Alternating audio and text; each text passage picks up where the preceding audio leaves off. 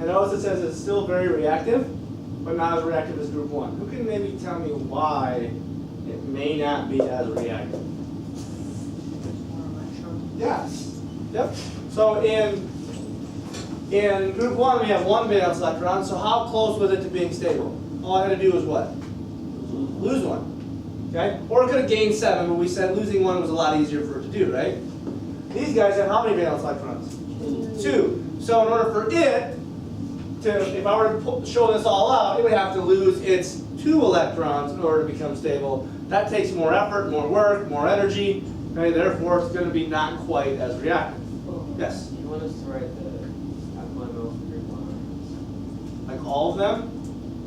No, I would just write that group 1's name, the family name is alkaline metals. Because you don't have, you can look at a periodic table and see which ones are in group 1. Does that make sense? I'm never going to be like, hey, memorize the group 1 alkaline metals.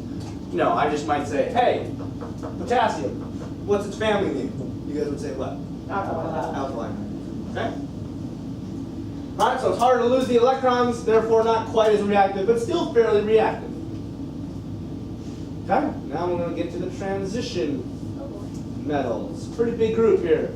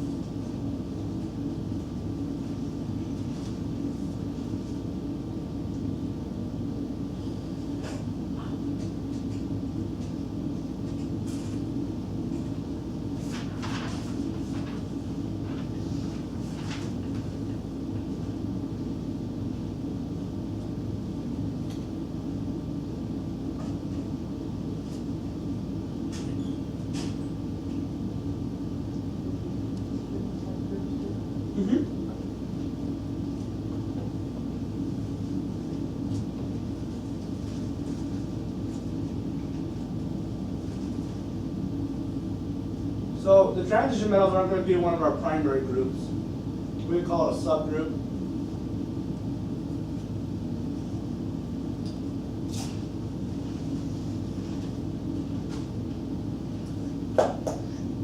So had you had this information, would you be able to answer question 6 a little bit better probably?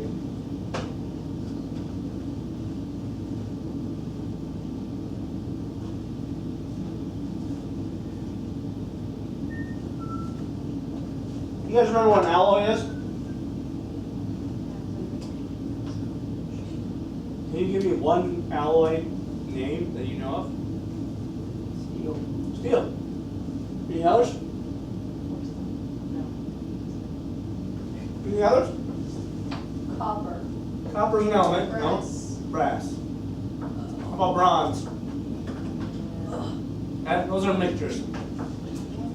There's more, but. Isn't that one that's actually called? It's aluminum, not right? It's what? Not aluminum. Protection form. You might be right. I don't know. I No, don't never. Never. I know there's aluminum. But I didn't know aluminum. I'm not sure. Okay, so group 3 through 12 here, this pretty big group, just our transition elements. Okay, first of all, they're all elements. Or not all elements, they're all metals. Okay? Typically, a lot of these guys are used in alloys, and they can have a range. Their valence electrons aren't as obvious. Okay, typically 1 or 2. Some of them have the ability to have 3 and bond that way, but very few of them. Okay, we're not going to get too detailed into that. We'll end with that when it comes to transition metals. And then, you know, for whatever reason, they don't come up with a fancy name for this family. They just say, hey, it's the boron family. I don't know if it's because it's boring or what. I don't know. Oops.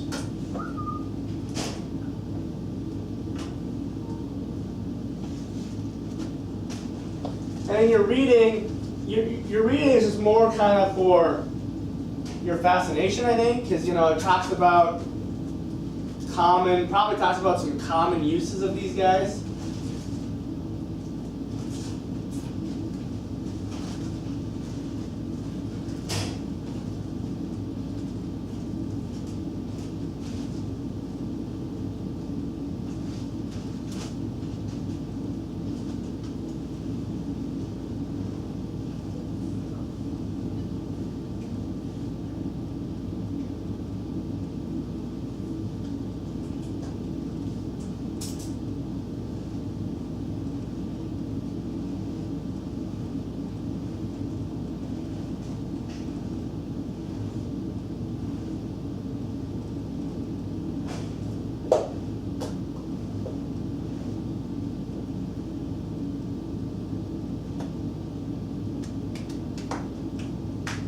we should all know that this group has how many valence electrons? 3. 3? Okay? Now they gave you probably the most important element in this group is probably aluminum. Now you guys probably would have imagined that. You probably haven't had any impact or any come in contact with any of the other guys. Okay? But what's interesting is aluminum is the most, I think it's not the most abundant element. It should say the most abundant metal in the Earth's crust. I'm pretty sure oxygen is the most abundant element in the Earth's crust, or the Earth, right? I'm pretty sure it's oxygen. I could be wrong. Nitrogen is the most abundant element in the atmosphere. Okay? Now, some other cool things. Gallium has a melting point just above room temperature. That if you were to take gallium and put it in your hand, it would melt in your hand. Okay? So, but it wouldn't melt. It wouldn't melt just sitting out at normal room temperature. But when you put it on your hand, your body heat is enough to melt it. Now, I'm not sure I would really want to just melt it in my hand. I'm not sure how safe that is. Yeah? Now, I think this is right, but in the earlier lesson you said some things have the same melting and freezing point, right? So when I said that, I was referring to all things melt and freeze at the same temperature. But but not all different elements don't melt at the same point. So like gallium melts and freezes at the same temperature, but it's going to be different than when germanium melts and freezes. Okay, so Does that make sense? my question was, if it melts in your hand, right? If you were in a hot place, would it also freeze? So it depends on energy flow. So the reason why it melts is because your hand is warmer, and so energy is transferring from your hand to the metal, heating it up. If I had it in liquid form, and I put it on something at that same temperature, but it was colder, it would freeze. So it depends on whether it is gaining energy or losing energy. For example, if it's 32 degrees Fahrenheit, water will melt if you're giving it energy, and it will freeze if you're removing the energy. But it happens at the same temperature. Good question.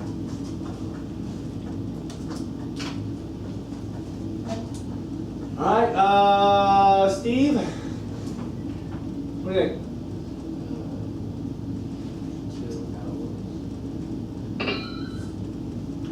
I got all the sound effects today, I guess. I think this is the last one for today. Carbon family.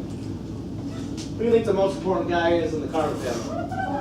Carbon. Carbon is the most abundant and most basic building block of life. So like if you were to like go outside and chop down the tree, most of the matter in that tree is actually carbon. Mostly made up of carbon due to the photosynthesis process. Oops. Yeah, last one. Wow, getting done even early today. This is more just, as you read in your text, you're probably going to see some more interesting things. You know, they might tell you something about an element that you didn't really know anything about. But you know, I'm not going to focus on, hey, here's what indium, does. Because most of you probably won't ever come into contact with that. I have never come into contact with it. You said this is a lot. Yes, sir.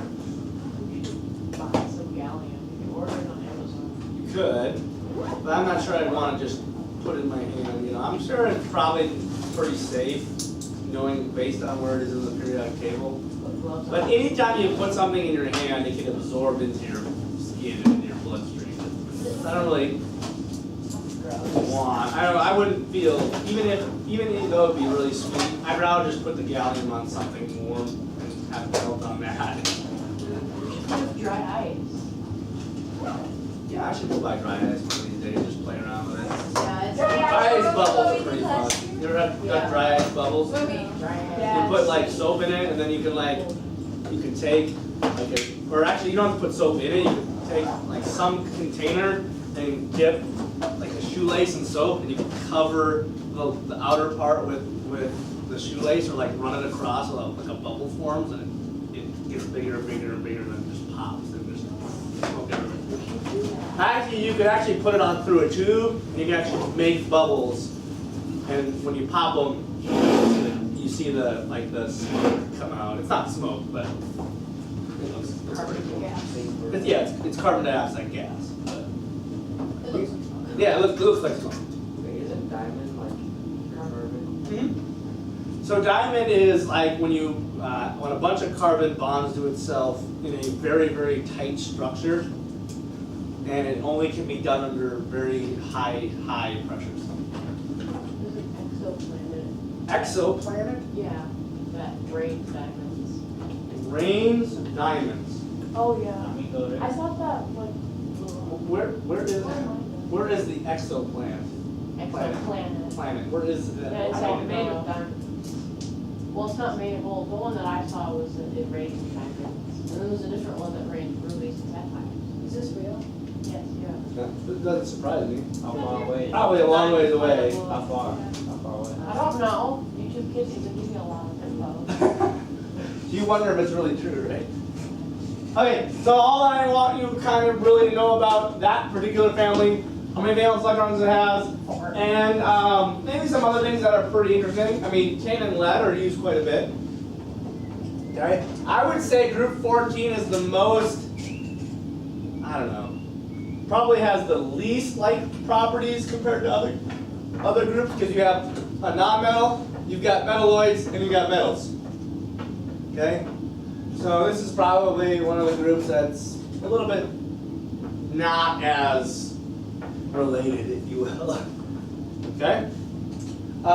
Silicon is actually used in Windows. I don't know if you guys do that. Because silicon is actually what makes up sand. Silicon and oxygen, and actually Windows are made up of sand. Heated sand. Yeah, it's not like, hey, just throw sand on the ground. Voila! I thought silicon was also rubber. You can use silicon, yep, to make, yep, silicon is used in a lot Oh, of yeah, that's plastics. like my dad's ring. It's a silicone, Yeah. and it's like rubber. Yeah, and it's not probably pure silicon, Yeah. but yeah.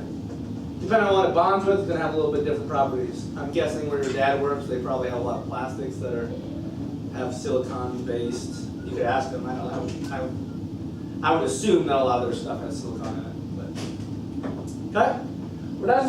Where's your, like, Good question. I have had 2 wedding rings and I've lost them both. Well, the first one I lost in like the first 6 months. Well, I was still playing basketball in college at that point, and so like I kept taking it on and off, and I would lift weights, and when I would go play basketball, and I had no idea where that one went. The second ring I bought was like a Walmart $5 ring. I just wanted to have a ring, and I was playing frisbee, so I took it out when I was playing frisbee, and I put it in my shoe. Well, my shoe had a hole in it, and I lifted up my shoes to go home. My ring is somewhere in the field at Grandview Park Baptist. Probably got low. But I'm like, there's $5. I'm not gonna probably, yeah. R.I.P. slide phone. So yeah, it's not that I don't. I'm trying to hide being married or anything. I just know I'll probably lose it again. Go up to Chile. A little bit chilly, my feet are wet. Wait, do we have one more? Okay.